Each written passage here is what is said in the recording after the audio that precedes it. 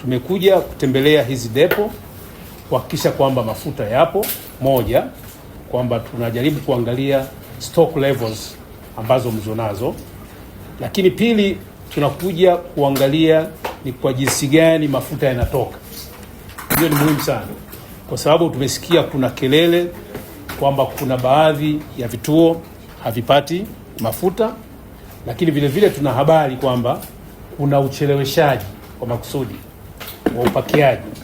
Kwa mfano unakuta maroli yanapakiwa lakini inachukua muda mrefu sana yale maroli kuondoka.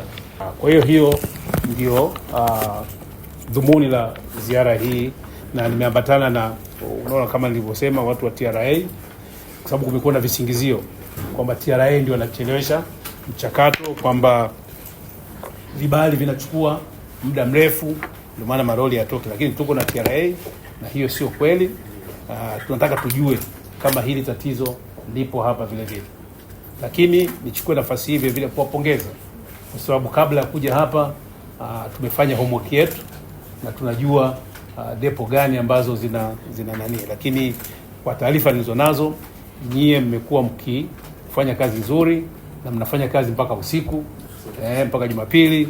Kwa hiyo kwa niaba ya serikali na kwa niaba ya waziri, mimi niwapongeze na natakiwa tuendelee hivyo, especially kwenye kipindi hiki ambacho ni kigumu.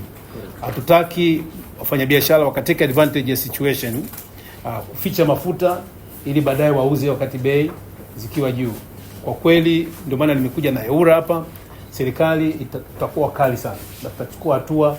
Kwanza ni kinyume cha sheria ukifanya hivyo. Ni kinyume cha sheria, ni uhujumu uchumi. Ni uhujumu uchumi.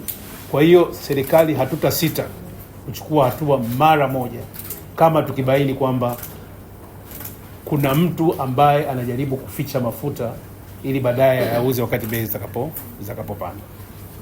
Niseme kwa uchache kwamba mafuta tunaagiza kutoka nje ya nchi, na kama tunaagiza kutoka nje ya nchi, wote kwa ujumla wetu tunaagiza mafuta kutoka Mashariki ya Kati.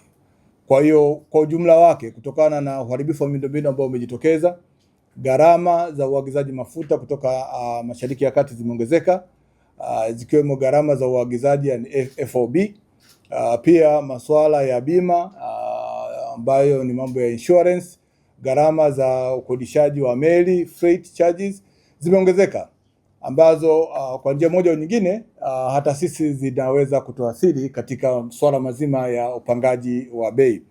Na tukumbuke pia kwamba tunaagiza mafuta kwa kutumia dola, na pale ambapo unajikuta kwamba kutokana na kuongezeka kwa gharama ni kwamba tutalazimika kuagiza mafuta yale yale tulikuwa tunaagiza siku zote, lakini kwa gharama kubwa zaidi kutokana na ongezeko la gharama katika soko la dunia. Lakini watoe hofu tu kwamba serikali inafuatilia swala hili kwa karibu sana, na hivi ninavyoongea vikao mbalimbali vinaendelea ndani ya serikali kuangalia namna bora ya kuhakikisha kwamba tunakuwa na bei himilivu katika soko letu ili uchumi usiweze kuathirika. Kwa hiyo tuna mambo mawili tu ambayo tunafanya kwa sasa.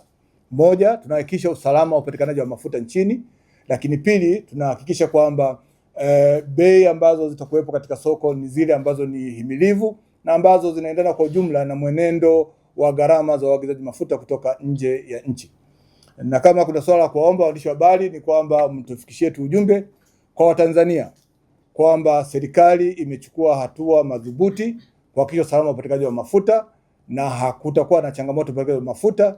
Tuendelee, japokuwa vita bado vinaendelea, lakini serikali pia iko na jicho lake kuangalia kwamba hali hiyo haituathiri katika swala la upatikanaji wa mafuta, japokuwa huenda gharama hizi zikaongeza masuala ya bei. Kwa jina naitwa Saleh Bajber, ni General Manager wa Camel Oil.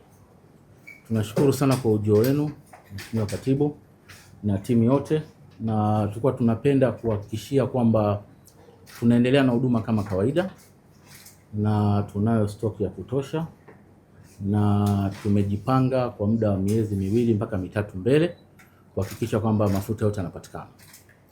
Kwa mujibu wa namna tulivyojipanga, tumejipanga mwezi wa Aprili tumeagiza lita milioni 70 kwa ajili ya depo yetu tu wenyewe, ambao hiyo tenda tumeshai submit PBPA muda mrefu. Kwa mwezi wa 5 tumejipanga tumeagiza milioni 84 Camel Oil kwa ajili ya supply yetu kama kawaida.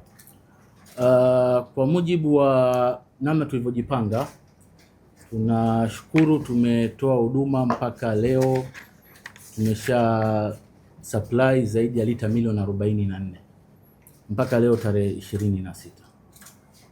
25, na mpaka sasa hivi tuna pending ya order kama za lita milioni 5 ambazo tunaendelea nazo.